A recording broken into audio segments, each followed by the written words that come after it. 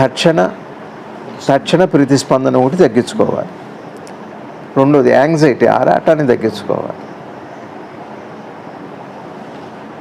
Anxiety ఇకపోతే మూడో step ఒకటి ఉంది. మూడో స్టెప్ ఏమిటి అంటే ఈ రెంటిలో దాగి ఉన్న ఫలం ఏదైతే ఉందో, మూడోది ఫలాపేక్ష. ఫలాపేక్షగా మిమ్మల్ని తొందర పెట్టేది రవి గారు మూడు ఉన్నాయి. రవి గారు రెంటి మధ్య మూడోది ఒకటి ఉంది. ఇది ఒక ట్రయాంగులర్, అదే శ్రీ విద్యోపాసన, మూలబిందువు, త్రికోణం. ఈ త్రికోణంలో ఒకటి ఆరాటము, రెండు వెంటనే ప్రతిస్పందన, రెంటి మధ్య ఏముంది అంటే ఒక ఫలాపేక్ష ఉంది. ఫలాపేక్ష నేను తయారు చేస్తుంది. ఫలం పోతున్నా కొద్దీ అపేక్ష, ఫలం మీద అపేక్ష పోతున్నా కొద్దీ ఈ త్రికోణం పోతుంది, బిందువు మాత్రమే పిగులుతుంది. యాదేవి సర్వభూతేషు జ్ఞానరూపేణ సంస్థిత అంతర్ముఖ సమారాధ్య బహిర్ముఖ సుదుర్లభ.